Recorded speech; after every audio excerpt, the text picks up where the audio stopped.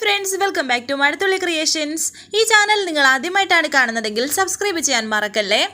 നന്ദിനിയോട് ജയറാമൻ തന്റെ ഓർമ്മകൾ പുതുക്കുകയാണ്. എന്നാൽ അതിന് മറുപടിയായിട്ട് നന്ദിനി തന്റെ സ്നേഹത്തെപ്പറ്റി പറയുകയാണ്. എൻ്റെ ഉള്ളിൽ ജയേട്ടൻ എത്രയേറെ നിറഞ്ഞിരുന്നു എന്ന് ജയേട്ടൻ അന്ന് അറിഞ്ഞില്ല. ഞാൻ എൻ്റെ ഉള്ളിൽ പ്രതിഷ്ഠിച്ച ഒരു ദൈവവിഗ്രഹം ഒരു കളിമൺ പ്രതിമയായി മാറുന്നത് ഞെട്ടലോടെയാണ് ഞാൻ കണ്ടത്. അതൊക്കെ എങ്ങനെ സഹിച്ചെന്ന് എനിക്ക് പോലും അറിയില്ല. ഇത് കേട്ട് ജയറാമൻ പറയുന്നു, ജീവിതം കൈവിട്ടു പോവുകയാണെന്ന് ഞാനും അറിഞ്ഞില്ല. നന്ദിനി പറയുന്നു, ഓർക്കുമ്പോൾ വിഷമമുണ്ടാക്കുന്ന കാര്യങ്ങളൊന്നും ഓർക്കരുത് ജയേട്ടാ. മനസ്സിനെ ശാന്തമാക്കിയിട്ട് ഉറങ്ങാൻ ശ്രമിക്ക്. അത്രയും പറഞ്ഞിട്ട് നന്ദിനി പോകാൻ തുടങ്ങുന്നു.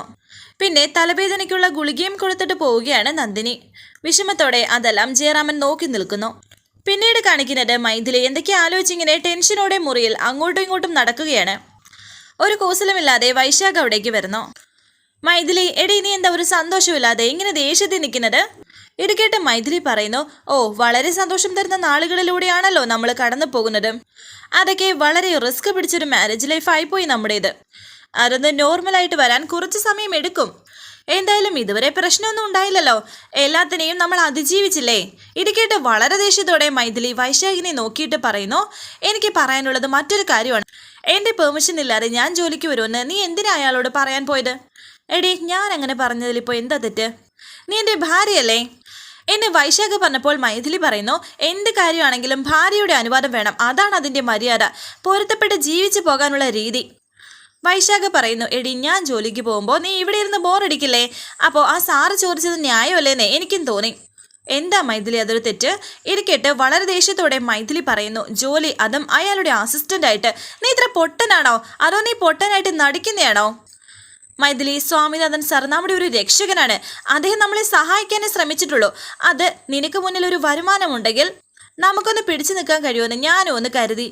എൻ്റെ വൈശാഖ് പറഞ്ഞപ്പോൾ മൈഥിലി പറയുന്നു, കുറച്ച് നാളും കൂടി പിടിച്ചു നിൽക്കാൻ സാധിക്കുമല്ലോ. എൻ്റെ സ്വർണ്ണം വിറ്റ് കാശില്ലേ നിൻ്റെ കയ്യിൽ? എൻ്റെ മൈഥിലി, അതൊക്കെ പെട്ടെന്ന് തീരില്ലേ? നമുക്ക് മുന്നോട്ട് ജീവിക്കാനുള്ള ഒരു ലക്ഷ്യം കൂടി കാണണ്ടേ? എന്നെ വൈശാഖ് പറഞ്ഞപ്പോൾ മൈഥിലി പറയുന്നു, നിനക്ക് മനുഷ്യരെ മനസ്സിലാവില്ലെന്ന് വെച്ചാൽ ഞാൻ എന്ത് ചെയ്യാനാ?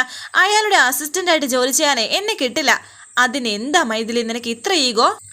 പലരും ജോലി ചെയ്യുന്നത് പലരുടെയും കീഴിലല്ലേ എന്ന് വൈശാഖ് പറഞ്ഞപ്പോൾ വീണ്ടും ദേഷ്യത്തോടെ മൈഥിലി വൈശാഖിനെ നോക്കിയിട്ട് പറയുന്നു, അയാളൊരു പിശകുള്ള മനുഷ്യനാണെന്ന് പല പ്രാവശ്യം നിന്നോട് ഞാൻ പറഞ്ഞതാ. അയാളൊരു കുറുക്കനാ. എൻ്റെ മൈഥിലി, അയാൾക്ക് നിൻ്റെ അച്ഛൻ്റെ പ്രായമുണ്ട് എന്ന് വൈശാഖ് പറഞ്ഞപ്പോൾ മൈഥിലി പറയുന്നു, അച്ഛൻ്റെ പ്രായമുള്ളതല്ലാതെ സ്ത്രീകളോട് മക്കളോട് എന്ന പോലെയാണോ പെരുമാറുന്നത്? നിന്റെ ഈ സിറ്റുവേഷനിൽ ഇപ്പോൾ കാർത്തിയായിരുന്നെങ്കിൽ കാർത്തി ഇങ്ങനത്തെ തീരുമാനം എടുക്കില്ലായിരുന്നോ?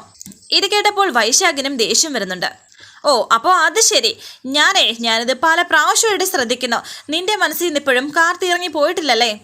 ഇത് കേട്ട് മൈഥിലി പറയുന്നു, കാർത്തിക് ഇറക്കി വിട്ടിട്ടാണല്ലോ ഞാൻ നിന്റെ പിറകെ വന്നത്. ഞാൻ പറഞ്ഞതേ കാർത്തികും നീയും തമ്മിലുള്ള വ്യത്യാസമാണ്.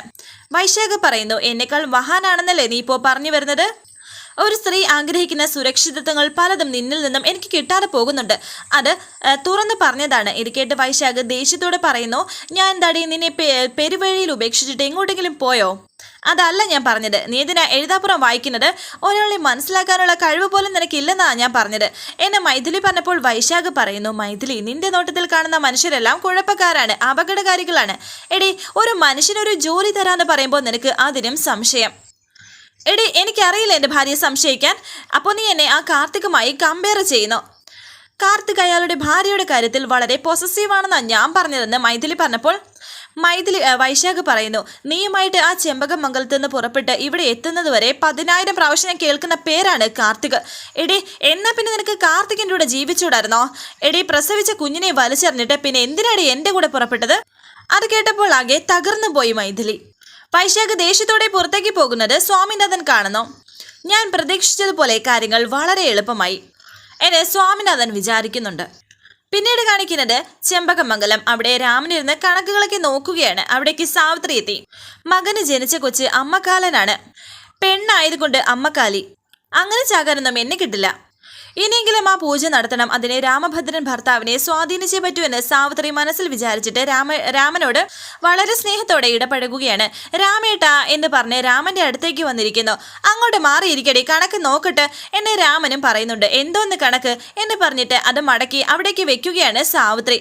രാമേട്ടാ എനിക്ക് പറഞ്ഞ് സാവിത്രി വീണ്ടും രാമനോട് വളരെ സ്നേഹത്തോടെ സംസാരിക്കുകയാണ്. കയ്യിലേക്ക് പിടിച്ചിങ്ങനെ സംസാരിക്കുമ്പോൾ തന്നെ രാമന് കാര്യങ്ങൾ മനസ്സിലാകുന്നുണ്ട്.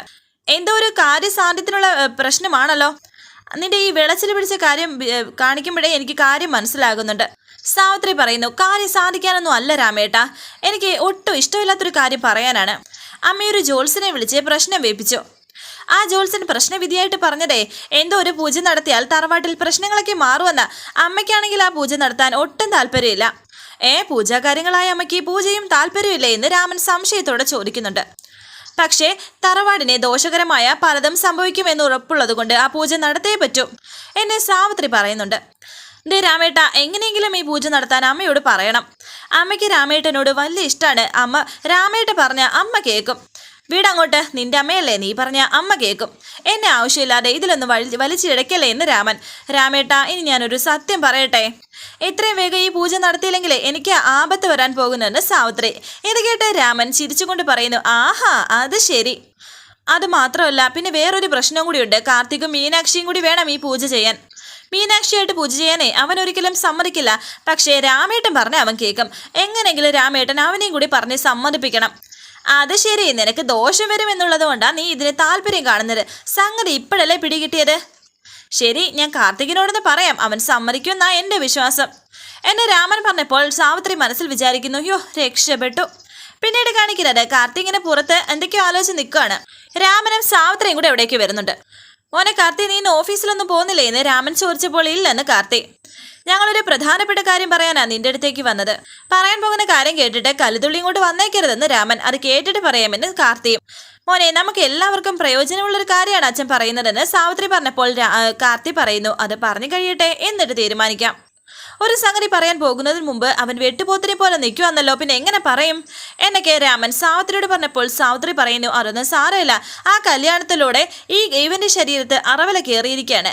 രാമൻ അവന്റെ അച്ഛനല്ലേ, പേടിക്കാനെങ്ങോട്ട് പറ. മോനെ, ഈ തറവാടിന് ചില ശാപദോഷങ്ങളുണ്ട്. അതിന്റെ ഫലമായിട്ടാണ് ഇങ്ങനെയൊക്കെ വന്നിരിക്കുന്നത്. അല്ല, ഞാൻ പറഞ്ഞത് ഇനി അങ്ങോട്ട് അനുഭവിക്കാൻ പോകുന്നത് നീ മാത്രമല്ല, നിന്റെ അമ്മയും കൂടിയാ. ഈ കാര്യങ്ങളൊക്കെ നോക്കാനേ ഒരു ജോത്സ്യൻ ഇവിടെ വന്നിരുന്നു. അയാൾ പറഞ്ഞതനുസരിച്ച് ഇവിടെ ഒരു പൂജ ചെയ്യണം.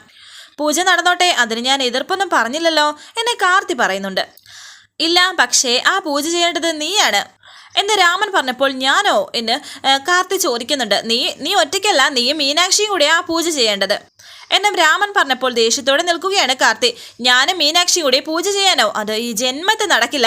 ഇത് കേട്ട് സാവിത്രിയും രാമനും ടെൻഷൻ ആകുന്നുണ്ട്. മോനെ കാർത്തി, അച്ഛൻ പറയുന്നത് നീ ഒന്ന് കേൾക്കും മോനെ.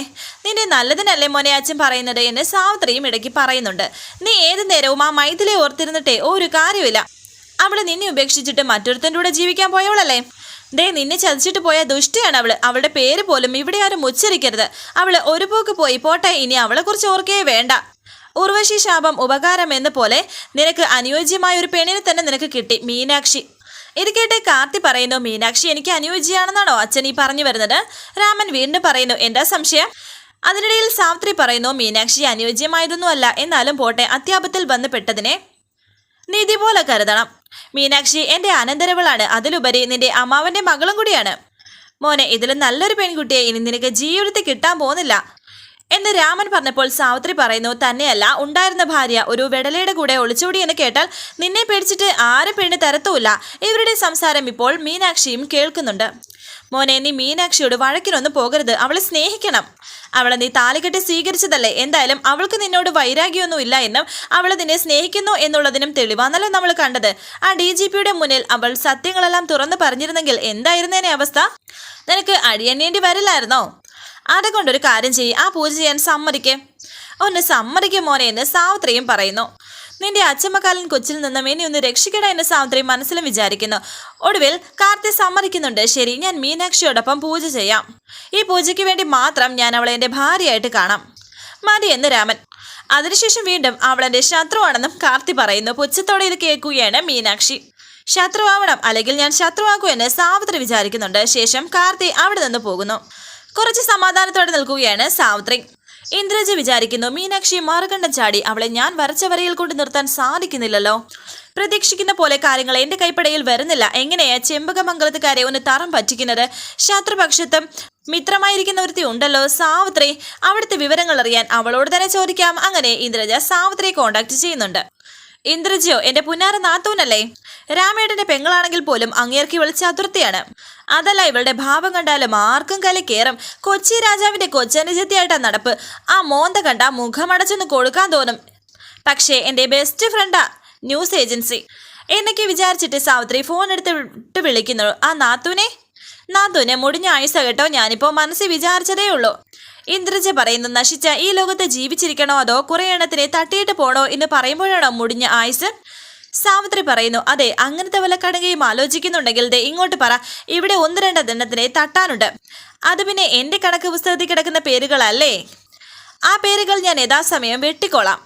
പിന്നെ എന്തൊക്കെയുണ്ട് ചെമ്പകമംഗലത്ത് വിശേഷം? സാവിത്രി പറയുന്നു, ഇവിടെ വിശേഷങ്ങളുടെ മേൽ വിശേഷങ്ങളല്ലേ, പറയാതെ തന്നെ ചിലതൊക്കെ അറിയാം. പുതിയ വിശേഷങ്ങൾ എന്താണെന്ന് ചോദിച്ചിരുന്നു സാവിത്രി. എന്നെ ഇന്ദ്രജ പറഞ്ഞപ്പോൾ സാവിത്രി പറയുന്നു, പുതുതായിട്ട് ഒരു പൂജ, ഒരു കഷ്ടകാല നിവാരണ പൂജ എന്നൊക്കെ പറയാം. ഇത് കേട്ട് ഇന്ദ്രജ ചോദിക്കുന്നു, കഷ്ടകാല നിവാരണ പൂജയോ? അതെന്താ? അതൊന്നും എനിക്കറിയില്ല. ഏതായാലും തറവാടിന്റെ കഷ്ടകാലങ്ങളും ദോഷങ്ങളും മാറാനുള്ളൊരു പൂജയാണ്. എന്റെ കാര്യം ഇവളോട് പറയണ്ടായെന്ന് സാവിത്രി വിചാരിക്കുന്നുണ്ട്. എങ്ങനെയാണ് ആ പൂജയുടെ ചടങ്ങുകൾ എന്ന് ഇന്ദ്രജ ചോദിച്ചപ്പോൾ സാവിത്രി പറയുന്നു, ഇവിടെ വീട്ടിൽ വെച്ച് തന്നെയാ പൂജ നടത്തുന്നത്. പിന്നെ ആ പൂജയ്ക്ക് ഒരു പ്രത്യേകതയുണ്ട്. പുതിയതായിട്ട് കല്യാണം കഴിച്ച, അതായത് നവദമ്പതികളാണ് ആ പൂജ ചെയ്യേണ്ടത്. ഭാര്യ ഭർത്താക്കന്മാരെ ഒരുമിച്ച് തന്നെ വേണം ആ പൂജ ചെയ്യാൻ. മീനാക്ഷിയും കാർത്തിയും ഒരേ മനസ്സോടെ ഇരുന്ന് വേണം അങ്ങനെ ഒരു പൂജ ചെയ്യാൻ. ഇത് കേട്ട് ഇന്ദ്രജ പറയുന്നു, ഓഹോ അങ്ങനെയോ, അപ്പോൾ സാവിത്രി സമ്മതിച്ചോ അങ്ങനെ ഒരു പൂജ ചെയ്യാൻ? സാവിത്രി പറയുന്നുണ്ട്, അയ്യോ ഞാനത് സമ്മതിച്ചില്ലെങ്കിലേ എന്റെ കാര്യം കട്ടപ്പൊകിയാവില്ലേ. പിന്നെ വിചാരിക്കുന്നു, പറയണ്ടായിരുന്നോ, എന്നാ പിന്നെ ഞാൻ വെച്ചേക്കട്ടെ ഇന്ദ്രജയെ, ശരി എന്ന് പകുതി പറഞ്ഞിട്ട് സാവിത്രി വെക്കുന്നു. എന്തെങ്കിലും ഒരു കാര്യം പറയണ്ട എന്ന് വിചാരിച്ചാൽ അവൾ എന്നെ ഹിപ്നോട്ടൈസ് ചെയ്ത് കളയും. നാശം, എന്തെങ്കിലും ആവട്ടെ എന്ന് പറഞ്ഞിട്ട് സാവിത്രി അവിടെ നിന്ന് പോകുന്നു. ഒന്നും മനസ്സിലാകാതെ നിൽക്കുകയാണ് ഇന്ദ്രജ. ഇവള് മറുകണ്ഠം ചാടിയോ? ഇവളെയും വിശ്വസിക്കാൻ പറ്റില്ല, വിഷം കൂടിയ പാമ്പാണെന്ന് ഇന്ദ്രജ വിചാരിക്കുന്നുണ്ട്. വരാനിരിക്കുന്ന പുതുപുത്തൻ എപ്പിസോഡുമായി വീണ്ടും കാണാം. Thank you for watching. Please subscribe, like, share my channel.